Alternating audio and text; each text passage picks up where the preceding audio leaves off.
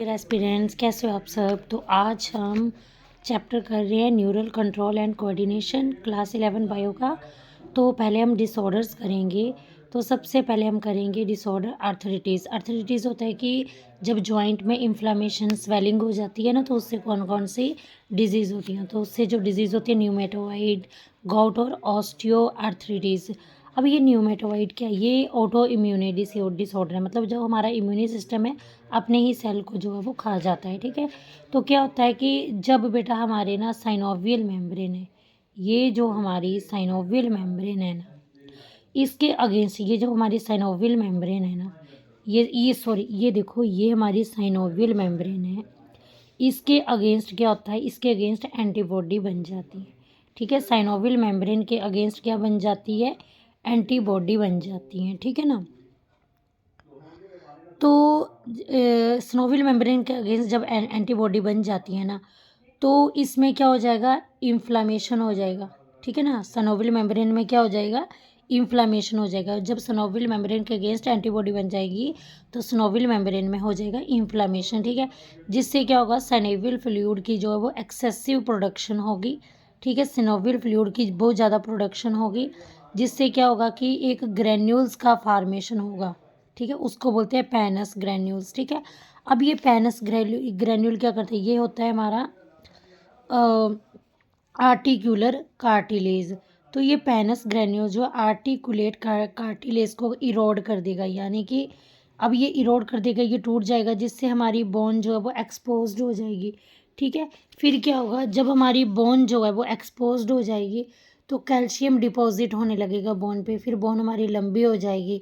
और जो इन दोनों दोनों बोन के बीच में जो स्पेस है ना, जो कि होना चाहिए, ये जितना स्पेस होगा उतने ही हम इज अच्छे से चल सकते हैं। तो जब ये सब स्पेस जो है, बोन लंबी हो जाएगी, स्पेस कम हो जाएगा, तो हमें चलने में दिक्कत होगी। ठीक है, जिससे जॉइंट जो है वो इमूवेबल हो जाएगा, वो मूव नहीं कर पाएगा, जिससे जो है ये हमारे मल्टीपल जॉइंट को अफेक्ट करता है, जैसे हमारे हैंड, हमारे फीट के जॉइंट को इफेक्ट करता है। ठीक है, नेक्स्ट है गाउट। जब हमारे ब्लड के अंदर जो है वो यूरिक एसिड की कंसनट्रेशन बढ़ जाती है, तो ये यूरिक एसिड क्या करता है? हमारे आर्टिकुलेट कार्टिलेज को क्या कर देता है? इरोड कर देता है, जिससे हमारी बोन एक्सपोज्ड होने लगती है। और हमारी क्योंकि एक्सपोज हो जाती है और बोन के ऊपर कैल्शियम डिपॉजिट होने लगता है, जिससे हमें जो है वो, जिससे क्या होता है कि जो स्पेस है वो कम हो जाता है और जॉइंट इमूवेबल हो जाता है। बाकी तो वैसे ही ऑस्टियोआर्थराइटिस होता है, ये एजिंग के कारण जो है वो हमारा आर्टिकुलर कार्टिलेज जो है वो इरोड हो जाता है। बाकी तो वैसे ही है। ठीक है, अब उसके बाद ऑस्टियोपोरोसिस क्या होता है? तो जब बोन बोन में पोर बनना शुरू हो जाते हैं, तो ये फीमेल में होता है। जब फीमेल को मेनोपॉज जो है आता है ना, जब हमारा मेंस्ट्रुअल साइकिल स्टॉप हो जाता है ना, तो क्या होता है कि मेंस्ट्रुअल साइकिल स्टॉप होने से, मेनोपॉज से क्या होता है कि एस्ट्रोजन हार्मोन भी कम हो जाता है। ठीक है, जिससे क्या होता है? हमारी बोन की सेंसिटिविटी कम हो जाती है। बोन की सेंसिटिविटी जो है वो कम हो जाती है, जिससे जो है वो पोर्स बन जाते हैं। ठीक है ना, तो इससे हमारी बोन की डेंसिटी कम हो जाती है, जिससे बोन में पोर बन जाते हैं। ठीक है, तो ये मेनोपॉज में होता है ऑस्टियोपोरोसिस, एस्ट्रोजन हार्मोन की कमी के कारण। ऑस्टियोमलेशिया जो है वो एडल्ट में होता है, रिकेटस जो है वो चिल्ड्रन में होता है। ये विटामिन डी की कमी से होता है, ऑस्टियोमलेशिया एडल्ट में, और रिकेटस जो है वो बच्चों में होता है विटामिन डी बी की कमी से। ठीक है, तो विटामिन डी जो है वो गट से, अब विटामिन डी कम हो जाता है तो क्या करता है? वो गट से पूरी कैल्शियम को एब्जॉर्ब कर लेता है, जिससे विटामिन डी में कमी आती है। अब ये बोन डिसलोकेशन और जॉइंट डिसलोकेशन क्या है? तो जब जॉइंट हमारे ना अपने ओरिजिनल लोकेशन से जो है वो, जॉइंट जो है वो ओरिजिनल लोकेशन से जो है मूव कर जाएं, ठीक है, उसको बोलते हैं जॉइंट डिसलोकेशन। अब हम पढ़ेंगे न्यूरल सिस्टम को। तो जो हमारा नर्वस टिश्यू है ना, वो एक्टोडर्मल है ओरिजिन में। माइक्रोग्लियल जो है ना, माइक्रोग्लियल सेल जो होते हैं वो मिजोडर्मल होता है ओरिजिन में। ठीक है, हमारा नर्वस टिश्यू जो है वो न्यूरॉन और न्यूरोग्लियल सेल से बना है। ठीक है, हम बहुत सारे न्यूरॉन से नर्वस टिश्यू बना है, और 50% से ज़्यादा न्यूरोग्लियल सेल जो कि स्मॉल नर्व सेल होते हैं, उनसे हमारा नर्वस टिश्यू बना है। अब ये न्यूरॉन क्या है और न्यूरोग्लियल क्या है? न्यूरॉन जो वो नर्वस टिश्यू का स्ट्रक्चरल और फंक्शनल यूनिट है। न्यूरॉन में प्रॉपर्टी होती है एक्साइटेबिलिटी की, मतलब न्यूरॉन जो है वो करंट जनरेट करता है। न्यूरॉन जो है वो नर्व इम्पल्स जनरेट करता है, जैसे कि इलेक्ट्रिकल इम्पल्स जनरेट करता है। न्यूरॉन जो है वो सिग्नल को ट्रांसमिट करता है एक ऑर्गन से दूसरे ऑर्गन में। न्यूरॉन कभी डिवाइड नहीं हो सकते। न्यूरोग्लियल सेल जो है वो 50% से ज़्यादा नर्वस टिश्यू को बनाता है। ये डिवाइड कर जाते हैं न्यूरोग्लियल सेल, इसलिए ये जो है वो ब्रेन ट्यूमर भी इन्हीं से होता है, ठीक है, जिसको बोलते हैं ग्लियोमास, ठीक है। अब हम न्यूरॉन के बारे में पढ़ेंगे, ठीक है।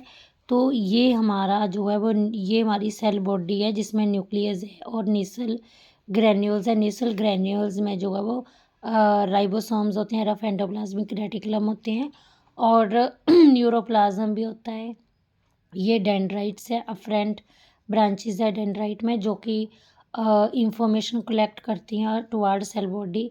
अब सेल बॉडी से ये देखो, ये जो लंबा सा स्ट्रक्चर है ये एक्सोन है, ये इंफॉर्मेशन को यहाँ पे पहुँचाता है टर्मिनल एक्सोन वाले नर्व एंडिंग के पार्ट्स में।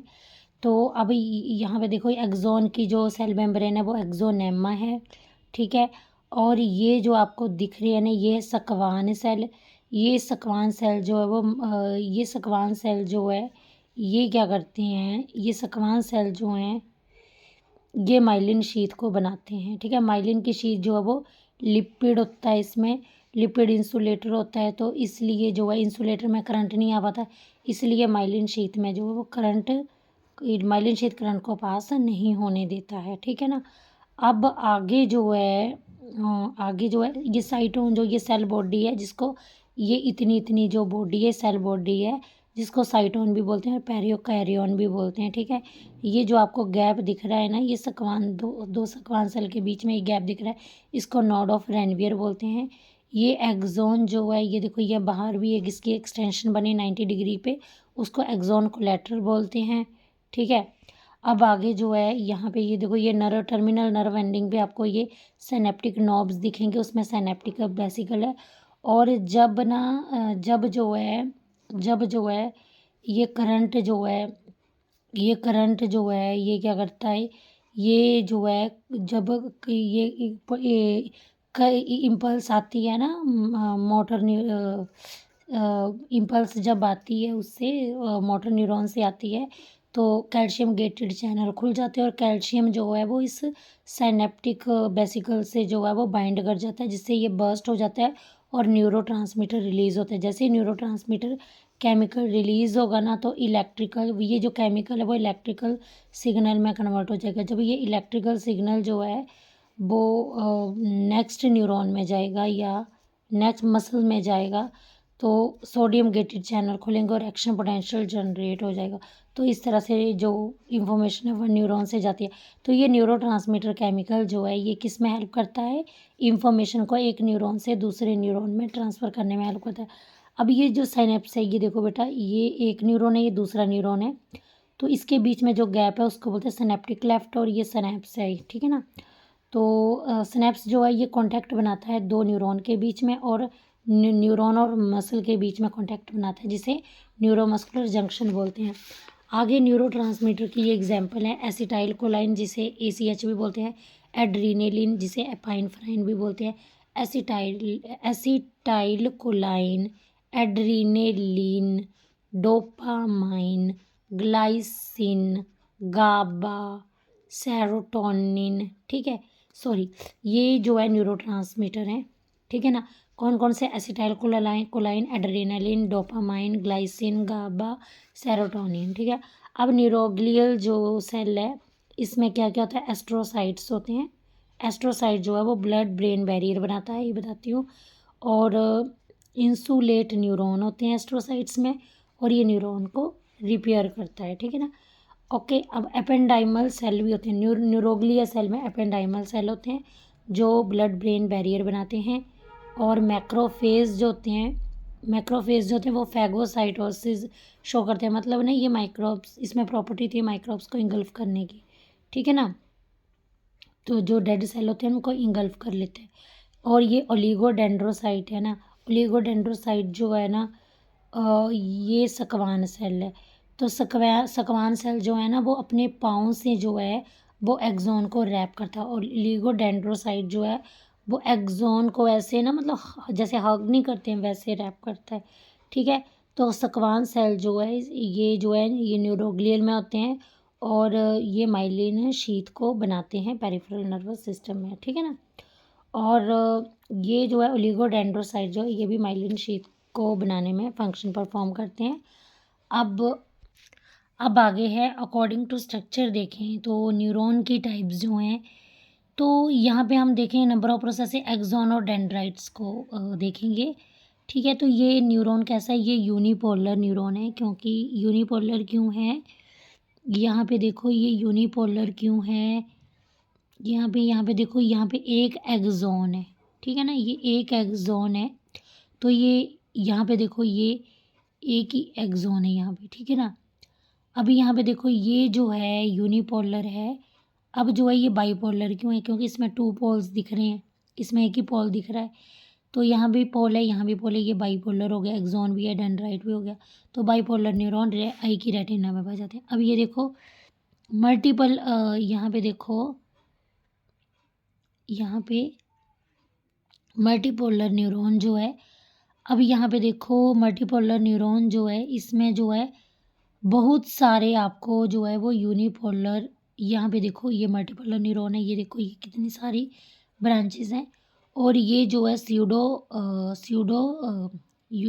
पोलर है, क्योंकि ये दिखने में तो स्यूडो यूनिपोलर है, दिखने में तो यूनिपोलर लग रहा है लेकिन ये यूनिपोलर नहीं है, ठीक है ना। अब यहाँ पे जो है वो स्पाइन, ये जो है स्यूडो यूनिपोलर जो है वो यहाँ पे रूट ऑफ स्पाइनल कॉर्ड जो है ना, जो कि स्पाइनल कॉर्ड की रूट होती है जो कि डोर्सल साइड में पाई जाती है, ठीक है, डोर्सल साइड में पाई जाती है।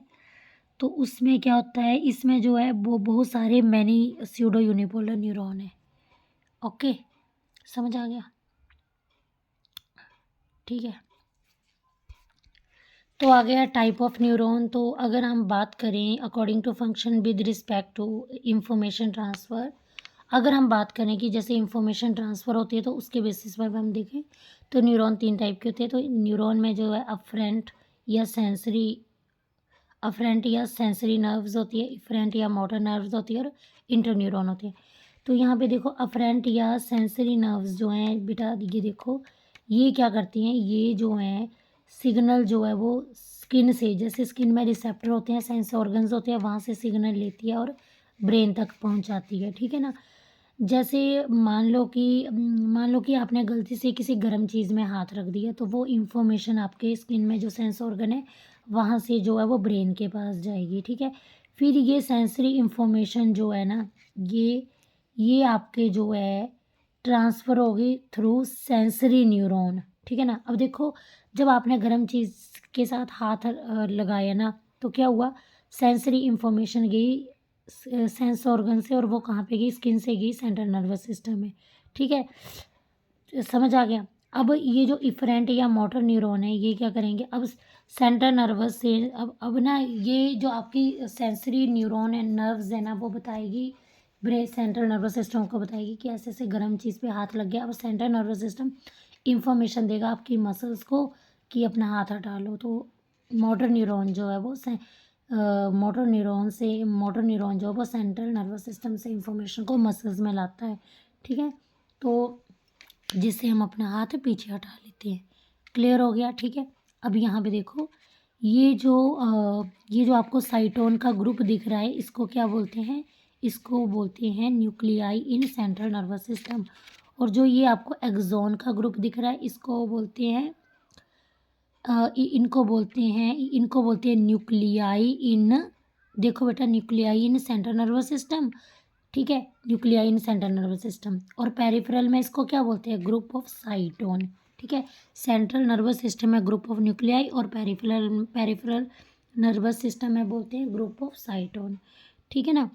और यहाँ पे देखो ये एक्सोन का जो ग्रुप है ना इनको बोलते हैं सेंट्रल नर्वस सिस्टम में बोलते हैं ट्रैक्ट और पेरिफेरल नर्वस सिस्टम में बोलते हैं ग्रुप ऑफ, ये जो ग्रुप ऑफ एक्सोन है पेरिफेरल में बोलते हैं नर्व और सेंट्रल नर्वस सिस्टम में बोलते हैं ट्रैक्ट, ठीक है। अब ये जो टाइप ऑफ नर्व्स हैं, नर्व सेंसरी नर्व होती है, मोटर नर्व होती है और मिक्स नर्व होती है। सेंसरी नर्व जो होती है वो सेंसरी न्यूरॉन से बनी हुई है, ठीक है, और इसमें सेंसरी न्यूरॉन से बनी हुई है, और मोटर न्यूरॉन जो है वो मोटर न्यूरॉन से बनी हुई है, और मिक्स नर्व सेंसरी और मोटर न्यूरॉन दोनों से बनी हुई है, ठीक है ना। क्लियर हो गया, ठीक है। अब जो बेटा देखो, जो सम क्रेनियल नर्व्स जो होती हैं, कुछ क्रेनियल नर्व सेंसरी होती हैं, कुछ क्रेनियल नर्व मोटर होती हैं, ठीक है ना। और मिक्स नर्व जो आपकी स्पाइनल नर्व्स होती हैं वो सभी मिक्स नर्व हैं, और कुछ क्रेनियल नर्व हैं वो भी मिक्स होती हैं, ठीक है ना। क्लियर हो गया।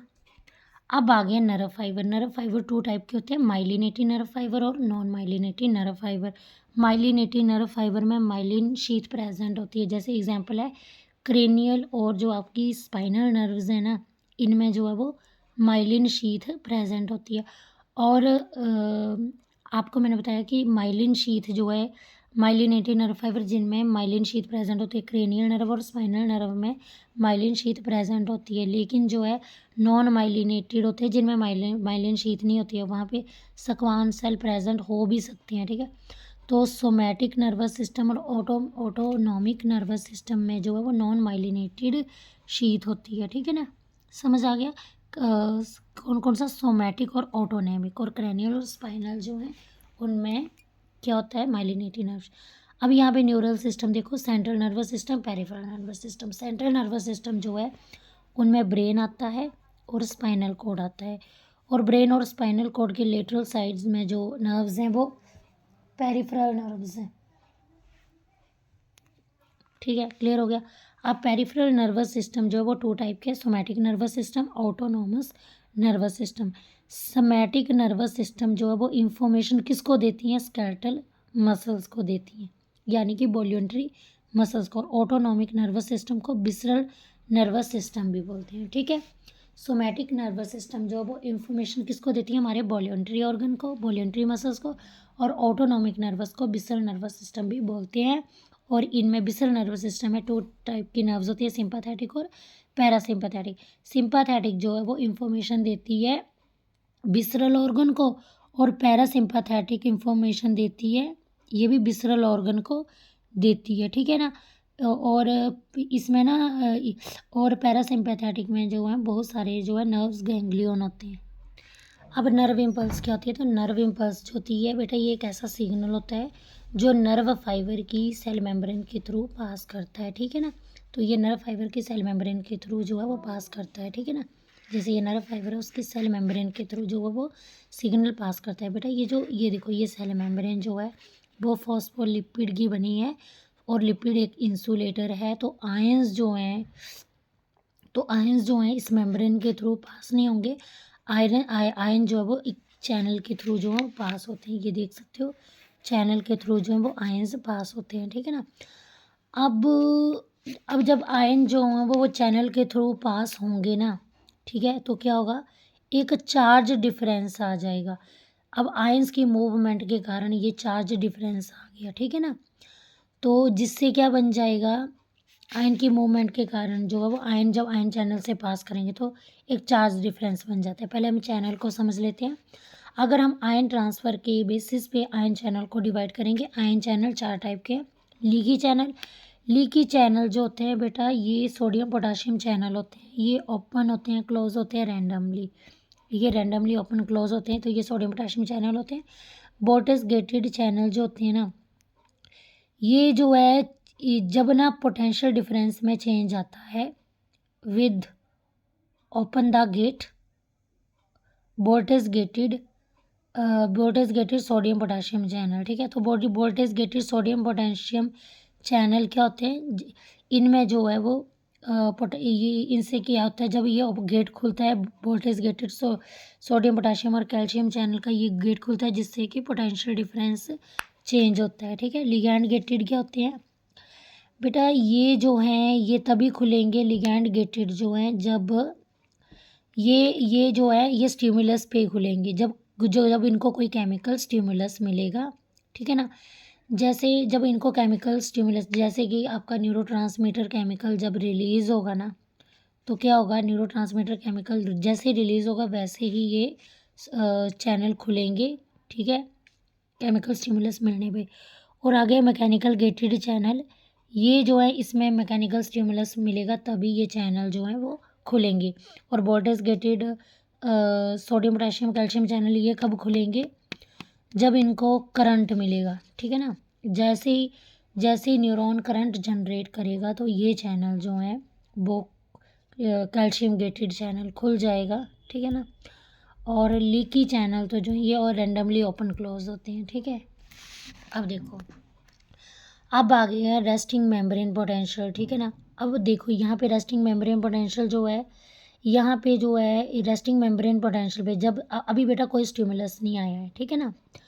तो यहाँ पे देखो, यहाँ जो है ये न्यूरॉन है ना, ये बाहर वाला वो है ना, तो बाहर वाला जो एक्स्ट्रा सेलुलर फ्लूइड। अब देखो बेटा, जब ना सेल मेम्ब्रेन के अक्रॉस पोटेंशियल डिफरेंस ना -70 मिली वोल्ट का हो, जब सेल मेम्ब्रेन का cross potential difference -70 milli volt का हो, ठीक है। तो ये -70 मिली वोल्ट क्या है, ये सेल मेम्ब्रेन के क्रॉस का पोटेंशियल डिफरेंस है, ठीक है ना। आपको पता है आपके जो बॉडी फ्लूइड होता है वहाँ पे हमेशा सोडियम आयंस की कंसनट्रेशन जो है वो ज़्यादा होती है ना। आप जैसे सोडियम खाते हो नमक की फॉर्म में, है ना, तो वो सेल के, अब देखो बेटा, तो क्या होता है बॉडी फ्लूइड में सोडियम की कंसनट्रेशन बढ़ती है और जो आपका जो सेल का अंदर वाला पार्ट है वहाँ पे पोटाशियम की कंसनट्रेशन ज़्यादा होती है, ठीक है ना। तो रेस्टिंग मेम्ब्रेन पोटेंशियल क्या होता है बेटा, ये एक ऐसा मेम्ब्रेन पोटेंशियल है जब ये रेस्ट भी होता है, मतलब अभी कोई भी स्टिमुलस नहीं मिला है, ठीक है। अब यहाँ पे देखो, यहाँ पे सोडियम आयन ज़्यादा है और यहाँ बाहर जो है वो सोडियम आयन क्या है, ज़्यादा है ना। तो बाहर पॉजिटिव ज़्यादा है, अंदर पॉजिटिव कम है, तो अंदर वाला नेगेटिव हो गया, ठीक है। तो जिससे क्या हुआ, आयंस में जो है डिफरेंशियल परमेबिलिटी हुई, आयंस में क्या होगी, डिफरेंशियल परमेबिलिटी होगी, आयंस में डिफरेंशियल परमेबिलिटी होगी। अब बाहर सोडियम जो है वो ज़्यादा है, ठीक है ना, बाहर पॉजिटिव चार्ज ज़्यादा है ना, और अंदर जो है पोटाशियम ज़्यादा है, ठीक है ना। तो अब क्या होगा कि यहाँ पे क्या होगा कि अब ये पोटाशियम आयंस जो है वो आयन चैनल द्वारा बाहर जाएगा। अब ये बाहर पॉजिटिव आया, अंदर नेगेटिव कैसे आया, क्योंकि बाहर तो पहले से ही पॉजिटिव सोडियम पॉजिटिव ज़्यादा है। तो आपको पता है कि ये जो पोटाशियम गेटेड ये चैनल है, इसके थ्रू पोटाशियम का इफ्लक्स होगा, मतलब बाहर जाएगा, क्योंकि पोटाशियम की परमेबिलिटी ज़्यादा होती है सोडियम के कंपैरिजन। तो ये बाहर जाएगा तो और पॉजिटिव चार्ज हो जाएगा और अंदर नेगेटिव चार्ज हो जाएगा, ठीक है। अब आ गया सोडियम पोटाशियम एटीपीएज पंप, ठीक है। तो सोडियम पोटाशियम एटीपीएज पंप में यहाँ पे जो है वो एटीपी एनर्जी का यूज़ होगा, मतलब कि यहाँ पे एनर्जी का यूज़ करके जो है 3 सोडियम बाहर भेजे जाएंगे सेल मेम्ब्रेन से आयन चैनल द्वारा, और 2 सोडियम जो है वो अंदर 3 सोडियम बाहर भेजे जाएंगे, ठीक है, और 2 पोटाशियम जो है वो अंदर भेजे जाएंगे, ठीक है ना। तो अब यहाँ पे देखो, 3 सोडियम मैंने बाहर भेजे और 2 पोटाशियम अंदर भेजे, 3 2, ये 2 2 कट हो गए, ये 3 है, ये 2 है, तो यहाँ पे क्या अंदर क्या बच गया, ये 2 सोडियम, तो ये अंदर क्या हो गया, अंदर जो है वो नेगेटिव चार्ज आ गया और बाहर क्या आ गया, पॉजिटिव आ गया। तो यहाँ पे ना एटीपी का यूज़ करके जो है, यहाँ पे एटीपी जो है वो मतलब उसका हाइड्रोलाइज हुआ है with the help of ATP enzyme, और क्या हुआ, एटीपी एनर्जी का यूज़ करके 3 सोडियम जो है वो बाहर गए। तो जब 3 सोडियम ये एक्टिव ट्रांसपोर्ट द्वारा बाहर गए तो एटीपी एनर्जी का यूज़ हुआ और 2 पोटाशियम अंदर आए। तो अब देखो, 3 सोडियम तो 3 पॉजिटिव चार्ज है, यहाँ पे 2 पॉजिटिव चार्ज, यहाँ में यानी कि 1 पॉजिटिव चार्ज की कमी है, तो इसलिए अंदर जो है वो नेगेटिव चार्ज आ गया और बाहर जो है वो पॉजिटिव चार्ज आ गया। अब आपको पता है अनायंस का साइज़ जो है वो कैटायन, नेगेटिव का जो साइज, नेगेटिव यानी अनायन का साइज़ जो है वो बड़ा होता है, तो अनायन जो है वो बाहर मूव नहीं कर पाएगा, ठीक है ना, क्योंकि अनायन के पास कोई भी आयंस चैनल नहीं है, ठीक है ना। तो अब अनायन का साइज़ बड़ा, ये बाहर मूव नहीं कर पाएगा क्योंकि इसके पास ना तो आयन चैनल है। तो अनायन पॉजिटिव चार्ज जो है वो अनायन को अट्रैक्ट करेगा, जिससे ये ना अनायन जो है वो सेल मेम्ब्रेन के अंदर ही चिपक जाएंगे, ठीक है ना। समझ आ गई, कुछ इस तरह से। तो अब हम जानेंगे जनरेशन ऑफ नर्व इम्पल्स को। तो जैसे कि आपको पता है कि बाहर जो है वो सोडियम आयंस ज़्यादा हैं और अंदर जो है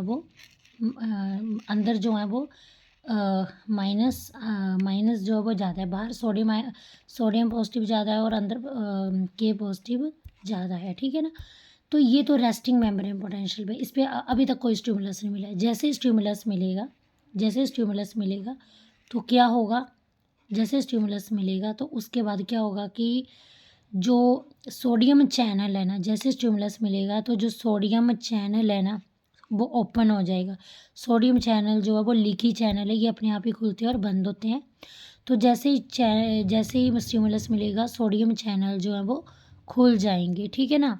ठीक है, ये चैनल खुल जाएंगे और सोडियम आयन जो है वो यहाँ पे एंटर होगा, सोडियम आयन जो है वो अंदर आएगा, ठीक है। सोडियम गेटेड चैनल के द्वारा सोडियम स्टिमुलस मिलने पे सोडियम चैनल आयन का जो चैनल है, लीकी चैनल है, ये खुल जाएगा और सोडियम आयन जो है वो अंदर आएंगे, ठीक है।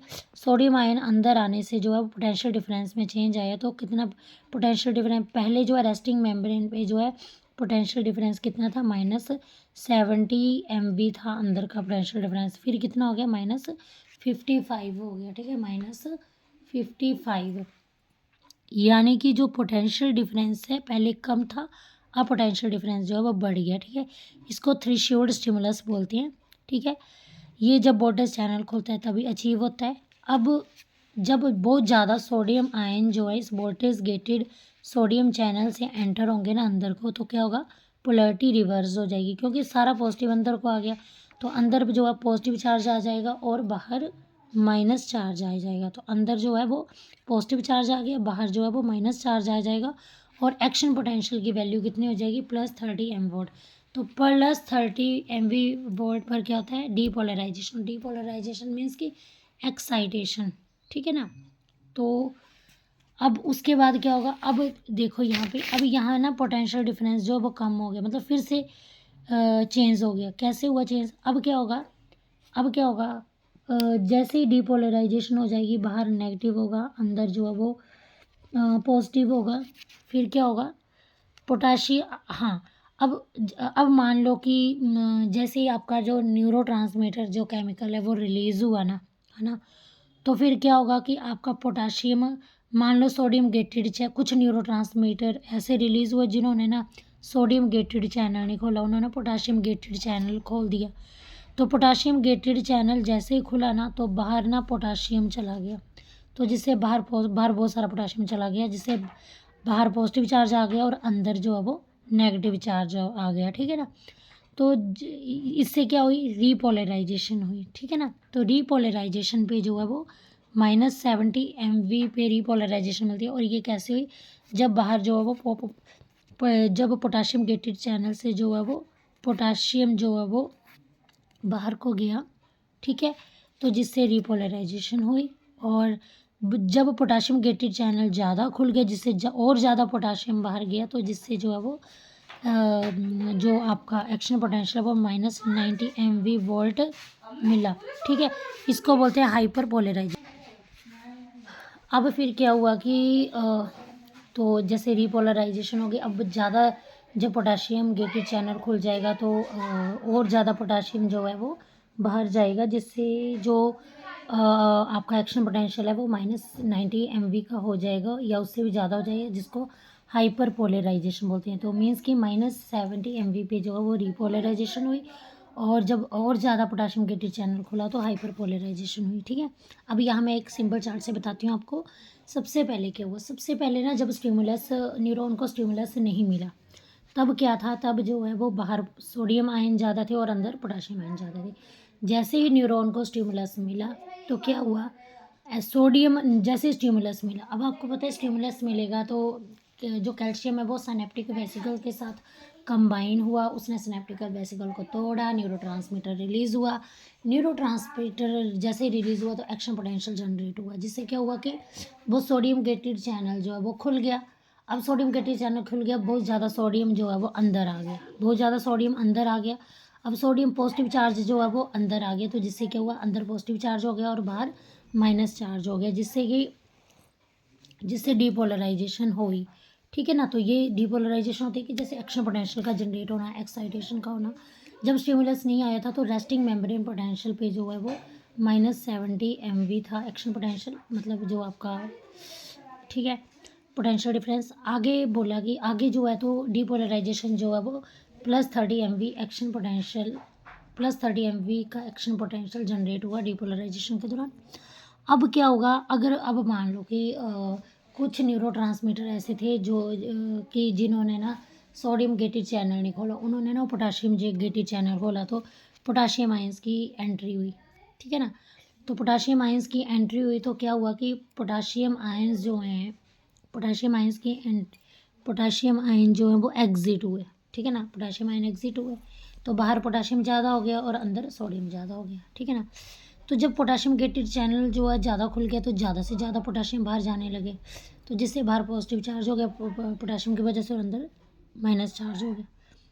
तो एक्शन पोटेंशियल जो है वो -70 MV का जनरेट हुआ। जब मोर पोटाशियम गेटेड चैनल जो है वो खुले तो ज़्यादा पोटाशियम जो है वो बाहर जाने लगा। सोडियम आयंस तो पहले थे, अब और ज़्यादा पोटाशियम आयन भी अब बाहर जाने लगा, जिससे बाहर पॉजिटिव चार्ज आ गया, अंदर माइनस चार्ज आ गया, ठीक है। तो ज़्यादा पोटाशियम गेटेड चैनल खुलने से ज़्यादा पोटाशियम बाहर जाने लगा, जिससे हाइपरपोलराइजेशन हुई, ठीक है ना। अब क्या होगा कि फिर क्या हुआ कि अब हमने क्या किया, अब यहाँ पे देखो, यहाँ पे जो है रीपोलराइजेशन है ना।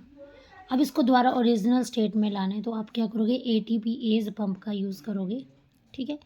इसमें क्या होगा कि ATPase पंप का यूज़ करोगे, जिसमें क्या होगा sodium potassium ion ATPase pump का यूज़ करोगे। इसमें आप ATP का यूज़ करोगे, जिससे क्या होगा इस पंप का यूज़ करके जो है आपने 3 सोडियम जो है वो ATP जो है वो 3 सोडियम बाहर को फेंकेगा।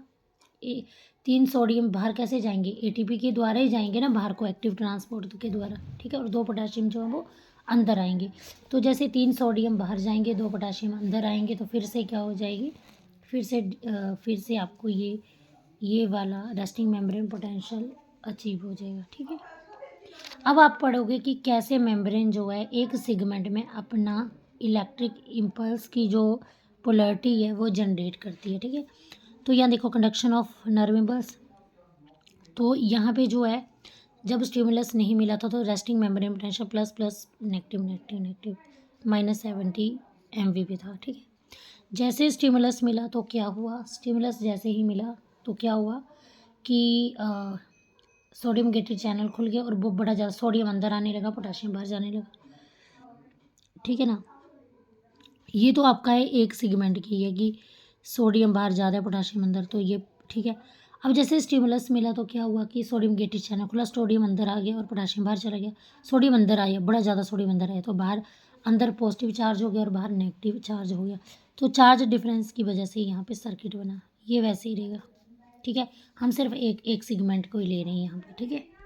अब मान लो कि सर्किट में इलेक्ट्रिकल डिस्टर्बेंस से जो स्टिमुलस आया तो क्या हुआ, अब देखो, अब ये ए वाला जो है वो रीपोलराइजेशन पे है। रीपोलराइजेशन का मैंने बताया था ना कि जैसे पोटाशियम आयंस जो हैं वो बाहर पोटाशियम आयन, पहले सोडियम आयन तो ज़्यादा थे बाहर, पोटाशियम आयन भी चले गए, जिससे बाहर पॉजिटिव आ गया, अंदर नेगेटिव आ गया।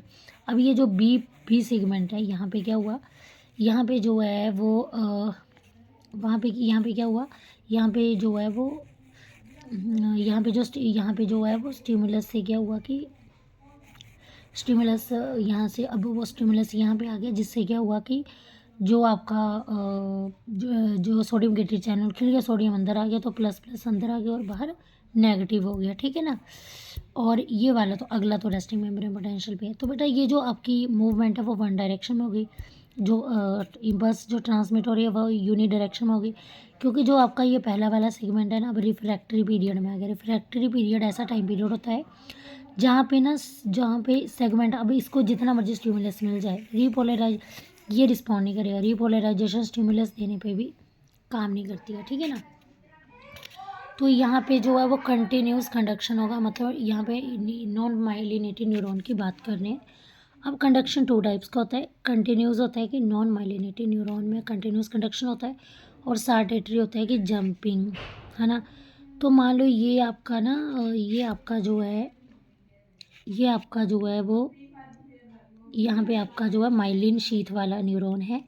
तो जो माइलिन शीथ वाला नर्व फाइबर होता है ना, उसमें जो है वो कंडक्शन जो है, इसमें कंडक्शन जो है वो ये जो है ये ज़्यादा फास्ट कंडक्शन करता है देन कंटिन्यूस, क्योंकि यहाँ पे जंप होता है, क्योंकि माइलिन शीट पे जो करंट जाएगा नहीं, तो ये जंप करके जो है वो जंप करके जो है अगले वाले जंप करके मतलब ट्रांसमिशन होती है, ठीक है। और यहाँ पे अब लेस एटीपी की ज़रूरत पड़ती है। अब ट्रांसमिशन ऑफ नर्व इम्पल्स, ठीक है ना। अब बेटा आपको पता है कि जब नर्व इम्पल्स जो है जनरेट हुए ना, तो सोडियम आयंस, अब जैसे स्टिमुलस मिला ना, स्टिमुलस मिलने पे क्या हुआ कि जब नर्व इम्पल्स जैसे स्टिमुलस मिला, नर्व इम्पल्स जनरेशन हुई ना, तो क्या हुआ, सोडियम आयन एंटर हुआ, जिससे डीपोलराइजेशन हुआ, चेंज हुआ, या मतलब कि इलेक्ट्रिकल डिस्टर्बेंस हुआ। अब देखो सोडियम आयंस जो हैं वो जैसे ही एंटर हुए तो वैसे ही डीपोलराइजेशन हुई, ठीक है ना। जैसे ही आपका नर्व इम्पल्स का ट्रांसमिशन हुआ, सोडियम आयंस जो हैं वो एंटर हुए, और सोडियम आयंस जो हैं वो सेकंड न्यूरॉन में एंटर हुए और डीपोलराइजेशन हुआ, ठीक है ना, यानी कि इलेक्ट्रिकल डिस्टर्बेंस या चेंज। तो यहाँ देखो जैसे ही इस न्यूरॉन से इस न्यूरॉन में नर्व इम्पल्स ट्रांसमिशन हुई, तो सोडियम आयंस जो हैं वो एंटर हुए, जिससे डीपोलराइजेशन हुआ, ठीक है ना।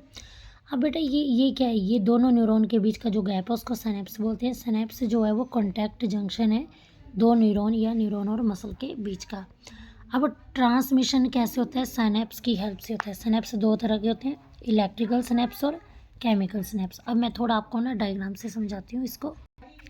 ये देखो, ये पहले वाले न्यूरॉन का सिनेप्टिकल वेसिकल है, ठीक है, सिनेप्टिक नॉब है, और ये दूसरे वाले का दूसरा वाला न्यूरॉन है। क्या हुआ, जैसे ही स्टिमुलस मिला, कैल्शियम गेटेड, जैसे ही नर्व इम्पल्स आई, कैल्शियम गेटेड चैनल खुला, और कैल्शियम जो है वो बाइंड हुआ सिनेप्टिकल वेसिकल्स के साथ, सिनेप्टिकल वेसिकल बर्स्ट हुआ, न्यूरोट्रांसमीटर रिलीज़ हुआ सिनेप्टिकल क्लेफ्ट में।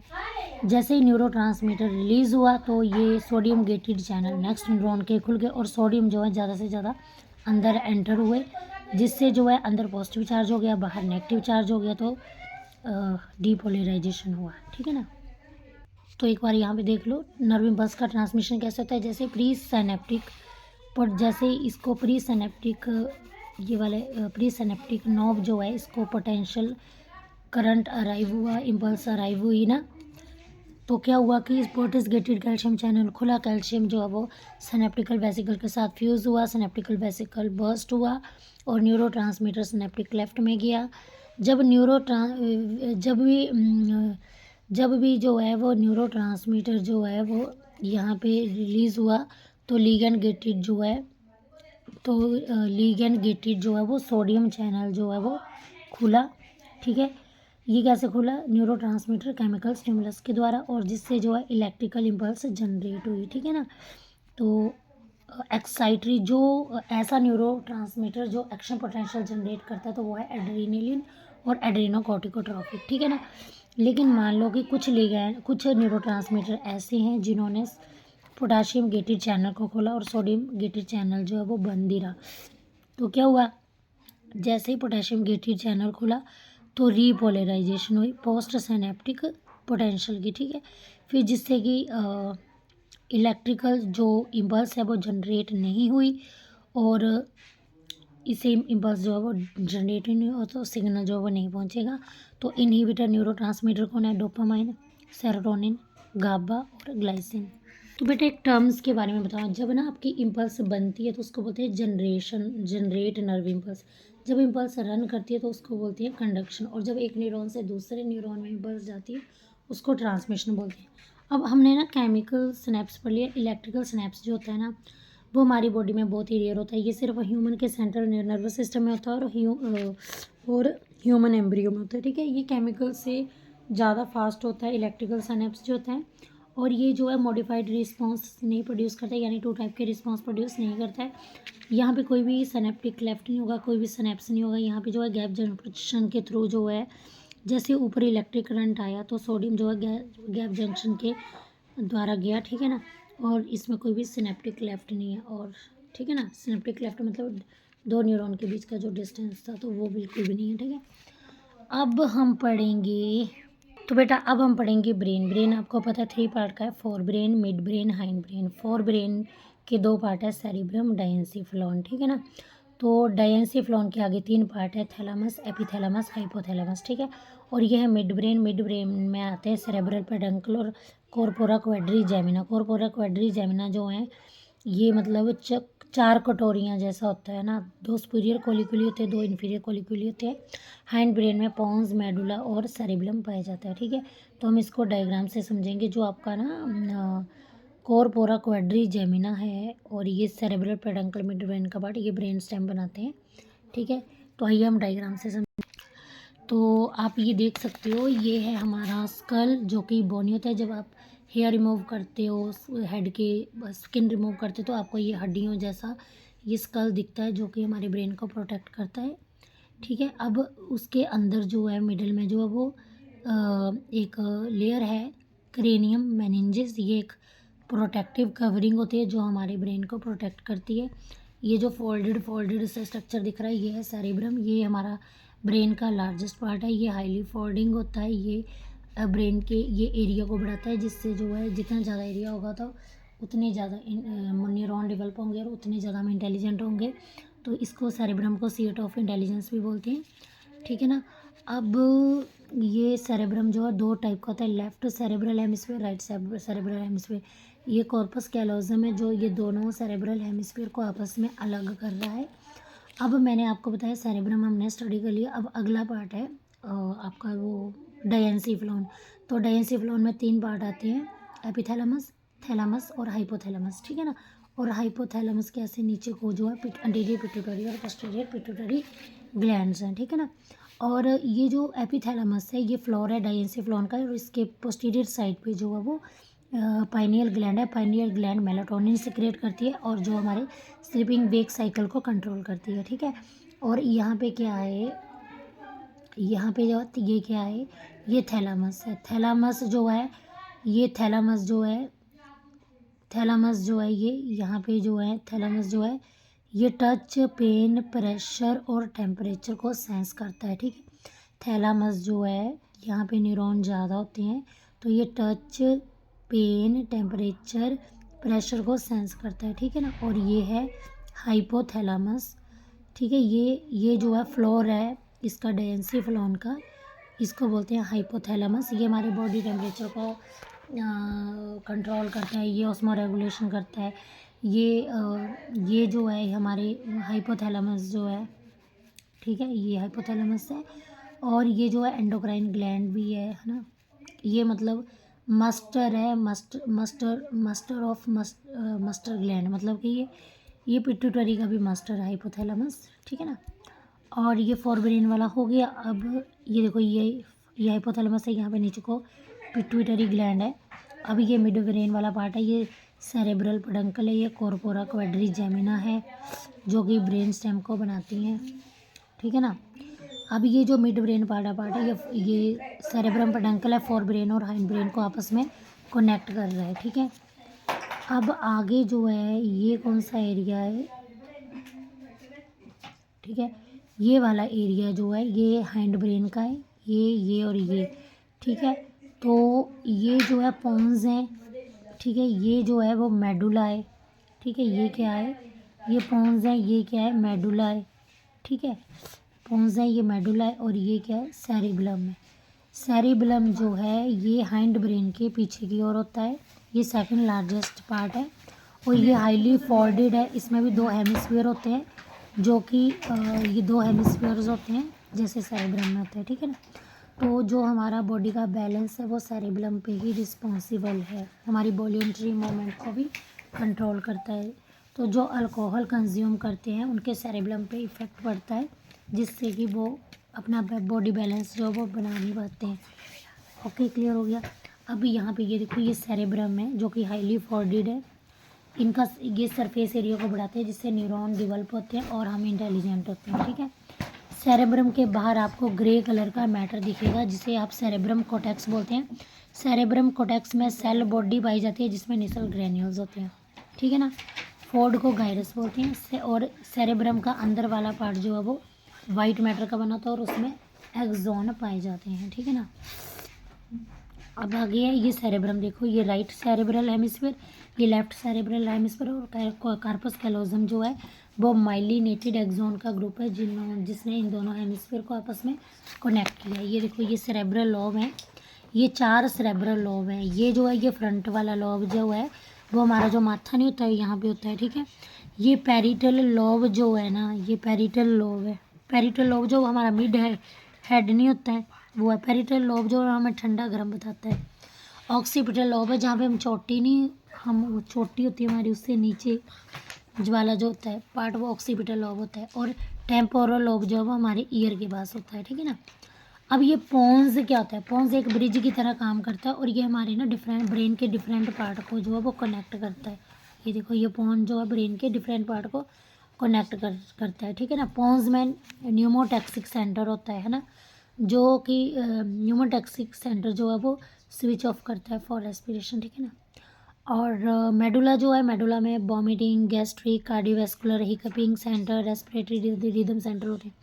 अब ये हमारा सेरिबेलम है, देखो सेरिबेलम में अंदर वाला वाइट मैटर होता है, बाहर वाला ग्रे मैटर होता है। और जो अरेंजमेंट होती है ना वाइट मैटर की ग्रे के ऊपर, तो वाइट मैटर कहाँ पे है, ग्रे मैटर के ऊपर। तो ये जो अरेंजमेंट है ना वाइट मैटर की ग्रे के ऊपर, तो इसको बोलते हैं आर्बर विटे। और आर्बर विटे जो है वो इसको ट्री ऑफ लाइफ भी बोलते हैं, ठीक है ना। तो सेरेबेलम हमारे इक्विलिब्रियम, हमारे बैलेंस, हमारे वॉलंटरी मूवमेंट को कोऑर्डिनेट करता है, ओके। ये है हमारा वेंट्रिकल वाला पार्ट जो कि सेरेब्रल स्पाइनल फ्लूइड को कंटेन करता है। तो हमारे सेरेब्रम वाले साइड में लेटरल वेंट्रिकल होता है ना। और जब ना देखो, जब ना ब्लड आता है तो ब्लड जो है वो ब्लड ब्रेन बैरियर होता है, वहाँ पे ब्लड हमारा फिल्टर होता है, ठीक है। तो जो फिल्ट्रेट होता है ना सेरेब्रल स्पाइनल फ्लूइड वो कंटेन करता है, ठीक है ना। तो जो कि ये फ्लूइड जो है वो हमारे शॉक एब्जॉर्ब करता है, ठीक है। तो सेरेब्रम वाले साइड में लेटरल वेंट्रिकल होता है। और हमारा जो एक मिनट, जो हमारा मिड ब्रेन वाला पार्ट है वहाँ पे थर्ड वेंट्रिकल होता है, नहीं, जो हमारा ना फोर ब्रेन वाला पार्ट है, जो हमारा वो थैलेमस वाला पार्ट है वहाँ पे थर्ड वेंट्रिकल होता है। और जो हमारा मिड ब्रेन वाला पार्ट है वहाँ पे इटर वेंट्रिकल होता है। और जो हमारा हाइंड ब्रेन वाला पार्ट है वहाँ पे फोर्थ वेंट्रिकल होता है। और स्पाइनल कॉर्ड के बीच में जो खाली जगह होती है उसको central canal of spinal cord बोलते हैं, ठीक है। यहाँ पे देखो आपका हमारा फोर ब्रेन वाला पार्ट है वहाँ पे लेटरल वेंट्रिकल होता है। हमारा जो ये थैलेमस वाला पार्ट है वहाँ पे थर्ड वेंट्रिकल होता है। हमारा मिड ब्रेन वाला पार्ट है जो वहाँ पे इटर वेंट्रिकल होता है, ठीक है। नहीं, और हमारा हाइंड ब्रेन वाला पार्ट है वहाँ पे फोर्थ वेंट्रिकल होता है। और हमारा स्पाइनल कॉर्ड वाला पार्ट है वहाँ पे कौन सा वेंट्रिकल होता है, वहाँ पे होता है central canal of spinal cord, okay. तो ये हमारा स्ट्रक्चर है क्रोवाइड प्लेक्सिस का। ये एक वेब की तरह, ये एक जाले की तरह स्ट्रक्चर होता है जो हमारे ब्रेन के अंदर पाया जाता है। और यहाँ पे जो है वो सेरेब्रल स्पाइनल फ्लूइड बनता है, ठीक है ना। तो सेरेब्रो स्पाइनल फ्लूइड बनता है। और ये अब इस क्रोवाइड प्लेक्सिस में क्या होता है, यहाँ पे ब्लड वेसल्स पाई जाती है और ये ब्रेन बैरियर पाया जाता है। अब ये ब्रेन बैरियर क्या है, तो बेटा जब हमारा ब्लड वेसल से जो ये ब्लड है ना, ब्लड कहाँ जाता है, इस ब्रेन बैरियर में जाता है। एपेंडाइमल सेल, एस्ट्रोसाइट, न्यूरॉन से होता हुआ ब्लड ना फिल्टर होता है। और जब ब्लड फिल्टर होता है ना तो ये वेंट्रिकल में जाता है। तो ये फिल्टर ब्लड जो है ना वेंट्रिकल में क्या कहलाता है, वेंट्रिकल में ये सेरेब्रोस्पाइनल फ्लूइड कहलाता है, ठीक है ना। तो जैसे कि मैंने आपको ना with the help of diagram जो वो लोब्स के बारे में बताया था। तो जो फ्रंटल लोब होता है वो हमारे हेड में होता है। पैरिटल लोब जो है वो हेड से पीछे, यानी कि जो मिडल वाला पार्ट होता है ना हेड का, वहाँ पे होता है। ऑक्सीपिटल जहाँ पे आप चोटी करते हो ना वहाँ पे होता है ऑक्सीपिटल लोब। और टेम्पोरल लोब जो होता है वो ईयर के पास होता है ना। और जो आपका टेम्पोरल और यहाँ पे ना, अब देखो फ्रंटल लोब जो है वो आपके मेमोरी, आपके IQ, फ्रंटल लोब में एक एरिया होता है ब्रोका एरिया, फ्रंटल लोब में एक एरिया था ब्रोका एरिया, वो स्पीच वाला एरिया होता है, ठीक है ना। वो हमारी स्पीच वाला एरिया होता है, ठीक है ना। अब ये फ्रंटल लोब जो हमारी मेमोरी, हमारे IQ, हमारी मेमोरी, हमारे इमोशंस, ठीक है, हमारे लॉजिक, हमारी रीजनिंग, हमारे वॉलंटरी मूवमेंट को कंट्रोल करता है। पैरिटल लोब जो है ये बताता है कि आप कहाँ पे हो, हमारी पोजीशन, हमारी लोकेशन को बताता है, ठीक है ना। पैरिटल लोब हमारी फैशन सेंस जो होती है वो पैरिटल लोब ही जज करता है। हीट कोड को भी बताता है। पैरिटल लोब आपका अच्छे से डेवलप होगा तो आप मैप और क्लॉक को अच्छे से रीड कर पाओगे। टेम्पोरल लोब जो है वो हमारी जो हियरिंग की इम्पल्स है, स्मेल की इम्पल्स है, वो स्टोर करता है, ठीक है। ऑक्सीपिटल लोब जो है वो हमारे विज़न जो होता है, विज़न की इम्पल्स को स्टोर करता है। वर्निक एरिया जो है, अब यहाँ पे देखो, यहाँ पे वर्निक एरिया पता कहाँ पे होता है? वर्निक एरिया जो है यहाँ पे कहाँ होता है? पैरिटल और टेम्पोरल लोब के बीच में। तो ये पैरिटल लोब है और ये टेम्पोरल लोब है, यहाँ पे आपका वर्निक एरिया होता है। ये वर्निक एरिया जो है ये हमारे वर्ड फार्मेशन को स्पीच में कन्वर्ट करता है, ठीक है। अब सेरिब्रम में आपको सेंसरी एरिया दिखेगा, मोटर एरिया दिखेगा, एसोसिएशन एरिया दिखेगा। तो हम क्या करें, ये जो सेंसरी एरिया होता है ये हमारे फ्रंटल और पैरिटल में होता है। सेंसरी एरिया कहाँ होता है? फ्रंटल और पैरिटल में होता है, ठीक है। ये सेंसरी एरिया सेंसरी इनपुट को रिसीव करता है, ठीक है ना। और मोटर एरिया हमारी वॉल्यूंट्री मूवमेंट को कंट्रोल करता है। और एसोसिएशन जो है वो सेंसरी इंफॉर्मेशन को इंटरप्रेट करता है और उसे कन्वर्ट करता है मेमोरी में, ठीक है, और लॉजिकल कम्युनिकेशन में, ठीक है ना।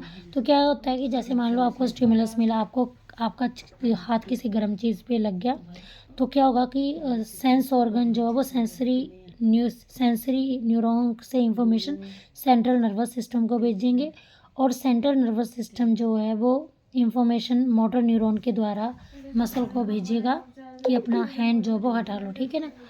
तो इस तरह से जो है, तो ये सेंसरी इनपुट रिसीव करता है, ये वॉलेंट्री मूवमेंट को कंट्रोल करता है। और ये जो है सेंसरी इंफॉर्मेशन को भी इंटरप्रेट करता है और फिर उसको कन्वर्ट करता है मेमोरी में, लॉजिक कम्युनिकेशन में। यही तो बताता है कि भाई अपना हैंड हटा लो, ठीक है, मसल जब कॉन्ट्रैक्ट होती है जी। अब आगे डायेंसिफ्लॉन में मैंने बताया था कि जो एपिथैलेमस, थैलेमस, हाइपोथैलेमस। एपिथैलेमस जो है वो डायेंसिफ्लॉन की रूफ है। एपिथैलेमस जो है उसमें मतलब हाईली वेस्कुलर होता है, ब्लड की सप्लाई होती है। एपिथैलेमस में ही जो क्रोवाइड प्लेक्सिस पाया जाता है, जो ब्लड ब्रेन बैरियर नहीं बना था। और एपिथैलेमस में पोस्टेरियरली पार्ट में पाइनल ग्लैंड प्रेजेंट होती है, जो कि मेलाटोनिन हार्मोन रिलीज करती है, जो स्लीपिंग वेकअप साइकिल को कंट्रोल करती है। आगे है थैलामस। थैलामस जो होता है ना वो हाईली नर्वस होता है, वहाँ पे नर्व्स वहाँ पे हाईली नर्वस होता है। वो कंट्रोल करता है, रिले करता है इम्पल्स को, ठीक है ना। ये थैलामस वाला पार्ट ही कंट्रोल करता है इम्पल्स को, रिले करता है इम्पल्स को। ये टेम्परेचर, टच, पेन, प्रेशर, इसका कंट्रोल थैलामस के पास होता है। हाइपोथैलामस फ्लोरा डायेंसिफ्लॉन का, और ये जो है ये एक एंडोक्राइन ग्लैंड भी है। अब हाइपोथैलामस जो वो हार्मोन रिलीज करता है, दो तरह के। पहला है रिलीजिंग और इनहिबिटिंग हार्मोन, जो है ना वो अंटीरियर पिट्यूटरी को कंट्रोल करता है, रिलीजिंग और इनहिबिटरी हार्मोन। और जो पोस्टीरियर पिट्यूटरी जो होता है ना ग्लैंड, उसमें ऑक्सीटोसिन और एंटीड्यूरेटिक हार्मोन होते हैं, ये पोस्टीरियर पिट्यूटरी में स्टोर होते हैं। अब आगे जो है हाइपोथैलेमस की क्या फंक्शन है, ये हमारे बॉडी टेम्परेचर को मेंटेन करता है, ये थर्मोस्टेट की तरह काम करता है। ये जो है ये हंगर, थ्रस्ट, सेटिस्फैक्शन, ठीक है, ये हंगर हो गया, थ्रस्ट हो गया, ये जो आपको ज़्यादा भूख लगना, प्यास लगना, फिर जब आप खाना खा लेते हो, पानी पी लेते हो, तो आप सेटिस्फाइड होते हो, तो ये हाइपोथैलेमस में होता है, ठीक है ना। अब आगे फ्लाइट रिस्पॉन्स हो गया, फाइट रिस्पॉन्स हो गया, ठीक है ना।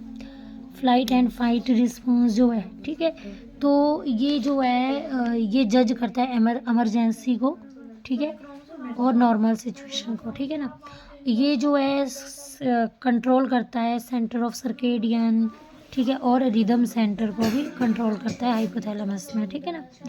और ये जो है मेमोरी बॉडी, यानी कि ये रिस्पॉन्सिबल है स्मेल के लिए भी, ठीक है, ये मेमोरी बॉडी को कंटेन करता है, जो कि हाइपोथैलेमस मेमोरी बॉडी को कंटेन करता है, जो स्मेल के लिए रिस्पॉन्सिबल होते हैं।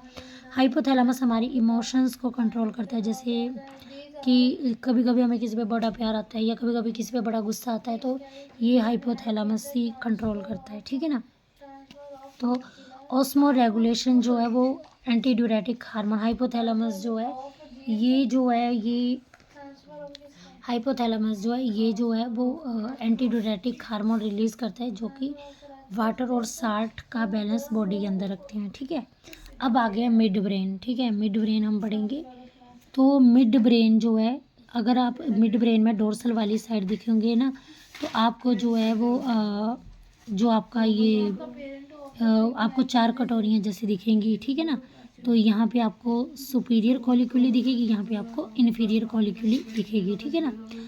और आगे जो है आपको मिड ब्रेन जो है इसके बीच में आपको ना वेंट्रिकल दिखेगा, उसको बोलते हैं ईटर एक्विडक्ट, ठीक है, जिससे ईटर एक्विडक्ट होता है। मिड ब्रेन के बीच का जो स्पेस होता है, खाली स्पेस होता है, इसे ईटर एक्विडक्ट या ईटर वेंट्रिकल बोलते हैं, जो कि सेरेब्रोस्पाइनल फ्लूइड रिलीज करते हैं, ठीक है। अब आगे जो है यहाँ पे मिड ब्रेन में जो आपका सेरेब्रल पेडंकल होता है ना, ठीक है, वो एक्सोन का झुंड होता है, ठीक है। सेरेब्रल पेडंकल में एक्सोन का झुंड होता है, ठीक है ना। और ये जो है सेरेब्रल पेडंकल एक्सोन का झुंड होता है, जो कि फोर ब्रेन से मिड ब्रेन में आता है और फिर हाइंड ब्रेन में जाता है ये एक्सोन का झुंड। और इसमें कॉर्पोरा मिड ब्रेन में एक सेरेब्रल पेडंकल होता है, एक साइड कॉर्पोरा क्वाड्रिजेमिना होता है, ठीक है। अब सेरेब्रल पेडंकल जो है फोर ब्रेन को हाइंड ब्रेन से कनेक्ट करता है।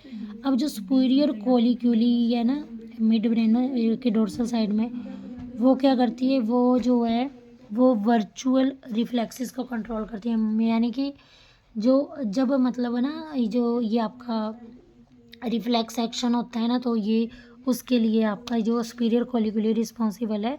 और जो स्टिमुलस साउंड स्टिमुलस होता है उसके लिए भी इन्फीरियर कॉलिक्यूली जो ऑडिटरी को कंट्रोल करती है, ठीक है ना। अब आ गया हाइंड ब्रेन। तो हाइंड ब्रेन जो है ये देखो यहाँ पे ये जो है ये हाइंड ब्रेन, ये देखो ये आपका पॉन्स, ये आपका पॉन्स है, ये मेडुला है और ये सेरेब्लम है। तो ये हाइंड ब्रेन है, ठीक है ना। ओके, तो पॉन्स जो है वो ब्रेन के डिफरेंट पार्ट को कनेक्ट करता है, ठीक है।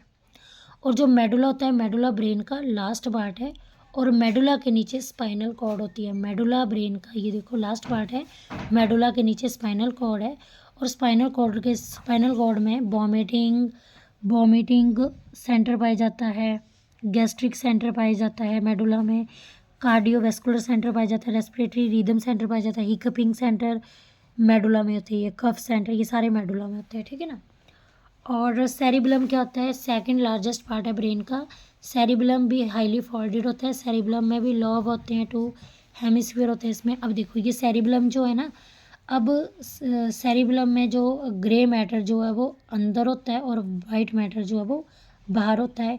ये देखो वाइट मैटर जो है बाहर होता है, ग्रे मैटर बाहर होता है, वाइट मैटर अंदर होता है। तो ये जो अरेंजमेंट है वाइट मैटर की ऑन ग्रे मैटर, तो इस वाइट मैटर को बोलते हैं आर्बर विट्टे, जिसको ट्री ऑफ लाइफ भी बोलते हैं।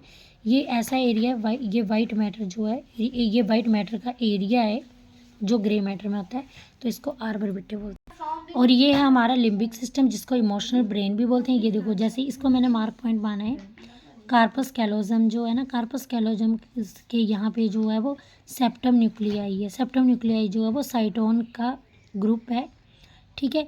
ये किसके लिए रिस्पॉन्सिबल होता है, ये जो है ये क्या होता है कि ये किसके लिए रिस्पॉन्सिबल होता है सेप्टम न्यूक्लियाई, तो ये सेक्सुअल एरोजल के लिए रिस्पॉन्सिबल होता है। इसमें आपका अमिगडाला जो है वो काम करना बंद कर देता है, ठीक है ना। और अमिगडाला जो है वो किसके लिए रिस्पॉन्सिबल, जब है ना अमिगडाला जो है ये ज़्यादा डेवलप्ड हो जाता है ना, तो आपको एक्सट्रीम एंगर भी आता है। जो क्रिमिनल वगैरह होते हैं ना, उनका अमिगडाला जो है वो ज़्यादा डेवलप होता है, इसलिए ना वो क्राइम करते हैं, उनको फिर वो जो एक काइंडनेस होती है वो ख़त्म हो जाती है, क्योंकि काइंडनेस के लिए सेप्टम न्यूक्लियाई रिस्पॉन्सिबल है। ओके, ठीक है। ये है ऑल फैक्ट्री लोब, जो 2 इन नंबर होता है, ये फ्रंटल लॉब के नीचे होता है जो स्मेल के लिए रिस्पॉन्सिबल है। ये आपका है हिप्पोकैम्पस, ठीक है ना।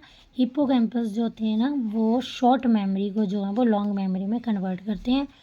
और ये जो पूरा लिम्बिक सिस्टम है ट्यूनिक फॉर्क के जैसे होता है। ओके, अब हम करेंगे स्पाइनल कॉर्ड। तो हमने हाइंड ब्रेन का पार्ट पढ़ा था मेडुला वाला। तो जो हाइंड ब्रेन का जो मेडुला वाला पार्ट है ना, वो जब नीचे जाता है तो एक लंबा सा स्ट्रक्चर बनता है जिसे बोलते हैं स्पाइनल कॉर्ड। तो ये स्पाइनल कॉर्ड का स्ट्रक्चर, तो ये जो है वो सर्विकल और लंबर जो वर्टिब्रा होता है उसके बीच होता है, ठीक है। ये सर्विकल वाले एरिया में सर्विकल स्वेलिंग पाई जाती है, ठीक है। और ये जो है वो लंबर स्वेलिंग है, ये इसको जो है इस स्वेलिंग को कॉनस टर्मिनैलिस और कॉनस मेडुलैरिस भी बोलते हैं। ये स्पाइनल कॉर्ड का एंड पोर्शन है, ठीक है। और ये जो है ये जो है L1 वर्टिब्रा है, ठीक है। L1 वर्टिब्रा है, तो जो कि ये L1 वर्टिब्रा जो है वो स्पाइनल कॉर्ड का एंड है। यहाँ पे जो है वो यहाँ पे जो है ये देखो, ये L1 वर्टिब्रा है, ये स्पाइनल कॉर्ड का एंड पोर्शन है। और ये जो आपकी ये जो है ना स्पाइनल कॉर्ड जो है वो वर्टिब्रल कॉलम में होता है, और ये न्यूरल वर्टिब्रल कॉलम की न्यूरल कनाल में प्रेजेंट होता है स्पाइनल कॉर्ड। स्पाइनल कॉर्ड जो है वो वर्टिब्रल कॉलम से छोटा होता है, लंबाई में ये 42 टू 45 सेंटीमीटर होता है। और ये जो है वो मेनिंजेस से कवर होता है स्पाइनल कॉर्ड। और स्पाइनल कॉर्ड का ये एंड वाला पोर्शन है, ठीक है, एंड वाला पोर्शन है। और ये जो है एंड वाले पोर्शन में नर्व्स हैं जिनको कौडा इक्विना बोलते हैं। कौडा इक्विना तो बोलते हैं क्योंकि ये हॉर्स की टेल की तरह होती हैं, ठीक है ना। क्लियर हो गया। ये है हमारा ट्रांसफर सेक्शन है स्पाइनल कॉर्ड का। ये तो यहाँ पे देख सकते हो, ये जो आपको ये हॉर्न जैसा दिख रहा है, ये ग्रे कलर का होता है और इसको पोस्टीरियर हॉर्न बोलते हैं। और ये जो अंदर वाइट कलर का मैटर है उसको पोस्टीरियर फ्यूनिक्यूलस बोलते हैं, ठीक है। वाइट मैटर को फ्यूनिक्यूलस बोलते हैं और ग्रे मैटर को हॉर्न बोलते हैं, ठीक है। अब ऊपर वाला जो है वो डोर्सल पार्ट है, नीचे वाला वेंट्रल पार्ट है। डोर्सल वाला पार्ट है, ये पोस्टीरियर पार्ट है ऊपर वाला, और ये सेंसरी वाला पार्ट है, नीचे वाला जो है वो वेंट्रल है और अंटीरियर है, ठीक है। अब यहाँ से जो है वो सेंसरी न्यूरॉन, ये डोर्सल रूट है, ये वेंट्रल रूट है, ठीक है ना।